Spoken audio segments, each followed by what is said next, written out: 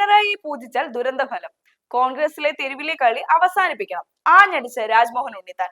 മുഖ്യമന്ത്രി പിണറായി വിജയനെ വ്യക്തിപൂജ നടത്തുന്നതിലൂടെ കേരളം വലിയൊരു രാഷ്ട്രീയ ദുരന്തത്തിനാണ് സാക്ഷ്യം വഹിക്കുന്നതെന്ന് രാജ്മോഹൻ ഉണ്ണിത്താൻ എം പി കാസർഗോഡ് മാധ്യമങ്ങളോട് സംസാരിക്കവെയാണ് അദ്ദേഹം ഇടത് സർക്കാരിനും സ്വന്തം പാർട്ടിക്കുള്ളിലെ വിഭാഗീയതയ്ക്കുമെതിരെ രൂക്ഷമായ ഭാഷയിൽ പ്രതികരിച്ചത്.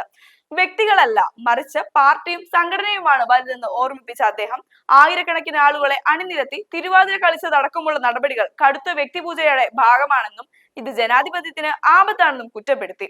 കോൺഗ്രസിനുള്ളിലെ ആഭ്യന്തര തർക്കങ്ങൾ തെരുവിലേക്ക് വലിച്ചിഴക്കുന്നതിനെതിരെയും ഉണ്ണിത്താൻ കടുത്ത മുന്നറിയിപ്പ് നൽകി. പാർട്ടിക്കുള്ളിലെ ഗ്രൂപ്പ് പോരുകളും തർക്കങ്ങളും അങ്ങേയറ്റം നിർഭാഗ്യകരമാണ്. തീക്കൊള്ളി കൊണ്ട് തലചൊറിയുന്ന സമീപനമാണ് ചില നേതാക്കൾ സ്വീകരിക്കുന്നത്. ഉമ്മൻചാണ്ടിയുടെ ചിത്രം ഉൾപ്പെട്ട ഫ്ലെക്സ് ബോർഡുകൾ വലിച്ചു കയറുന്നവർ കോൺഗ്രസുകാരാണെന്ന് കരുതാൻ കഴിയില്ലെന്നും ഇത്തരം തെരുവിലെ കളി അടിയന്തരമായി അവസാനിപ്പിക്കാൻ ബന്ധപ്പെട്ട നേതാക്കൾ തയ്യാറാകണമെന്നും അദ്ദേഹം ആവശ്യപ്പെട്ടു.